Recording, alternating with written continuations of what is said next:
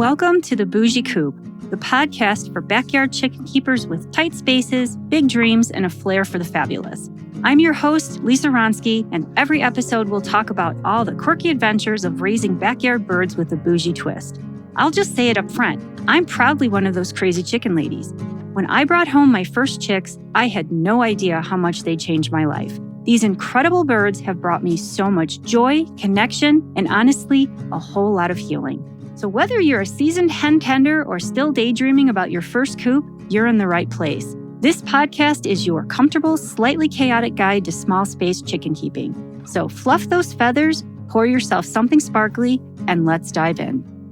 The Bougie Coop is proudly sponsored by Eden Feeds. Eden Feeds is a Montana-based company that was started in 2018. The founders were looking for high-quality, non-GMO feed that didn't break the bank. Unable to find what they wanted, they decided to make it themselves. Good stuff in means good stuff out, and Eden Feeds uses only locally sourced, Montana-grown grains in all of their formulas. It's a high-quality product at a great price point. My girls love it, and I know yours will too. Eden Feeds is available in the western U.S. at Murdoch's Ranch stores and plenty of smaller local feed shops too. Check out EdenFeeds.com to find a location near you. Welcome back to the Bougie Coop, where we raise chickens with style, smarts, and just a touch of sass. Today's episode is tackling one of the most controversial topics in winter chicken keeping. Chicken groups on the interwebs have gone to war over this one. Every year at this time, it begins with a simple question. Do chickens need heat? Chickens live all over the world, from the frozen tundra to the humid tropics, and not all climates are the same. Let's take Winnipeg, Canada, for example. In the middle of winter, those birds are out there living their best popsicle life in negative teens, 20s, and sometimes negative 30s. That's before wind chill, which can easily hit the negative 50s. Now, hop on down to Ocala, Florida, where the bitter cold means a crisp 38 degrees and maybe a few nights in the 20s if the weather gods are feeling extra spicy. These are not the same realities, friends. Your Florida divas and your Canadian gals are not dealing with the same climate. And unless you've personally had your eyelashes freeze shut in negative 30, you really, truly have no idea what cold really is. I have. It's cold. Really, really cold. If you have never experienced temps that low, you just cannot comprehend them. Now, if you live somewhere with mild winter temps, your birds still get cold stress, just not as extreme. It's funny. Everyone goes all out to help their birds survive summer heat waves, but winter cold? They'll be fine. No, ma'am. Both heat and cold are stressors. Don't pick favorites. Chickens didn't evolve in the Arctic. Their sweet spot is between 60 degrees and 88 degrees, which is basically San Diego weather, not Saskatchewan. And this is the temp range in which they thrive. Not exist, not manage, but thrive. And isn't that what we want for our girls? Over time, we humans have bred them for all sorts of reasons and into all sorts of different varieties. So, depending on your breed mix, your flock's cold tolerance will vary. For example, the majority of my flock is a mix of Legbars, Wyandottes, Banties, and a few Frizzles. My Legbars, great in the summer, sleek little models with big combs and wattles. My Wyandottes, fluffy queens built more for handling colder temps, thick feathering, small combs. Then there are my Frizzles. Adorable, yes, but those bougie feathers are more fashion than function. They're basically the supermodels of the chicken world, fabulous to look at, but not made for extreme conditions. Silkies, if I had kept any, would also fall under this section. And if you've got chicks under 9 or so weeks, they're still figuring out how to regulate their body temps. Think of them as toddlers, cute, needy, and not ready for the cold without help. Each of these breeds actually deals with the cold very differently, and it needs to be a consideration. You'll see and hear this gem constantly. Chickens have a high body temperature. They're like little furnaces. They don't need heat. Okay, they are hot little nuggets, but maintaining that body temperature takes a ton of energy. And when the air gets cold, their bodies have to work even harder to stay warm. The colder it gets, the more energy needed. A fire doesn't just burn without fuel, and the hotter the fire, the more fuel you need to maintain it.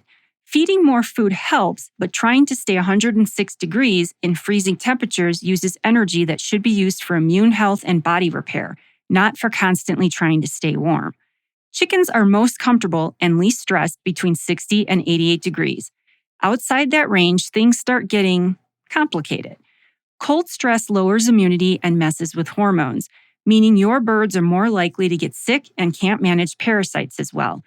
And before anyone says it, no, cold weather doesn't mean no parasites. All chickens carry some level of internal parasites. The question is how well their bodies can handle them. A bird that isn't stressed can keep the parasites from taking over and causing serious problems. And a stressed bird, well, you're asking for trouble. And if your hens are still laying through winter, especially under artificial lights, that's another level of stress. Laying eggs burns calories. Staying warm burns calories. That's a lot of burning and not much left for thriving and staying healthy. But my chickens are just fine and have always been fine in the cold. Have they though? Chickens are prey animals, which means they are masters at not showing weakness until they are really, really sick. How many times have you had a bird just die and you swear they looked fine that morning? If you've been keeping chickens for more than a year or two, it has happened to you. And let's talk about frostbite. This one gets me real fired up. I have literally seen people comment on chicken forums saying, once the comb falls off, it's not a problem anymore. Excuse me, what? Can you imagine saying that about someone's fingers or toes? Well, once they fall off, you're good. Frostbite hurts. Chickens' combs and wattles are full of delicate tissue and blood flow. If your birds are getting frostbite, they are not doing just fine. Pro tip, if you're Googling how to treat frostbite on chickens, you're doing it wrong. Think about it. If you lost a couple of fingers to frostbite, would you say you're handling the cold just fine? Chickens were kept without heat for centuries, not because it was better, but because we didn't have the technology. We used to cut open and bleed people to treat illness too. Doesn't mean it was smart, we just didn't know better. As we learned more, we revised our thinking. It's called progress, and for some reason, the chicken world seems to love to ignore new ways of thinking and doing things. I'm not saying that everything should change. There are a lot of things that still work, like good ventilation and no drafts in your coop are absolutely essential. But thinking your birds are just fine in -20 because they have feathers and huddle together is, well, let's just call it what it is, wishful thinking. But it's always been done that way. As a vet tech, nothing makes me cringe harder than those 7 little words. We can do better now, and we should. And you have probably figured it out that yes, I do provide heat for my girls. I'm in Colorado, where nights are already hitting the 20s, but days can pop back into the 60s or even 70s. My young birds and frizzles especially appreciate the warmth of the heater, but so do my big girls. And how do I know? Because poop doesn't lie. It's all piled right under the heated areas of the roost. That's prime real estate. I monitor my coop temps 24/7, and even with the heater, insulated walls and ceiling, and all the chickens in the coop, it still drops to just above the outside air temperature overnight. My heater doesn't heat the air, it heats the birds directly, which means they can move away from the heat if they want to. Even chickens should have choices. If you decide to heat, if you can any way avoid it, do not use a heat lamp. They can be very dangerous in a coop due to the dust and dander, and your chickens don't need the light at night anyway. Yes, they are the cheapest way to heat your coop, but it comes with a big fire risk. If you must use a heat lamp, do it safely. Clean it often, secure it well, use the right bulb wattage for it, and keep cords out of reach. But really, it's well worth it to spend a little extra for safety. Being bougie doesn't always mean being flashy, but it should always mean being smart.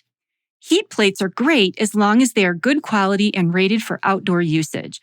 One that can be wall-mounted is best so it can't get knocked over. With anything electrical around your birds, use common sense. My personal favorite coop heater is the Sweeter heater. It's radiant heat designed for use in barns and around livestock, made in the USA, and it's been around since the mid-90s. It doesn't heat the air, just the animals. It's also cheaper on your electric bill than a heat lamp. And no, they don't sponsor me, but call me Sweeter Heater. I'm available. For some reason, a lot of people think that providing heat means your coop is a nice 72 degrees throughout. That's really not the case. You just need to give your birds the option to warm up if they want to. Some will be tucked under the heater and others will be more meh about it. But at least they have it if they want it. At the end of the day, this isn't about being right or wrong. The chicken world is chock full of people who will yell that their way is the only way and tell you that you're an idiot if you think otherwise. I am not trying to be one of those people. I am trying to give you the tools to make informed, compassionate choices for your flock. Cold stress is real. Frostbite is real. And part of being bougie means you care enough to do the research, think critically, and not just repeat what's always been done. So yes, I give my girls heat. Not because I'm soft, but because I've looked at the research and have decided that I want my girls to thrive and come through winter as healthy as they can. I can offer you the knowledge. What you do with it is totally up to you. Thanks for joining me today. For those who love to nerd out, check out the show notes for studies on cold stress and links to safe heating options. Until next time, stay warm, stay sassy, give your chickens a little extra love this winter, and as always, remember the golden rule of the bougie coop. Function comes first, but beauty should never be optional. Got questions? Hit me up at thebougiecoop@gmail.com. And don't forget to follow The Bougie Coop on Instagram and TikTok for more behind the scenes and chicken glam shots. Thanks for joining me, and until next time, stay bougie.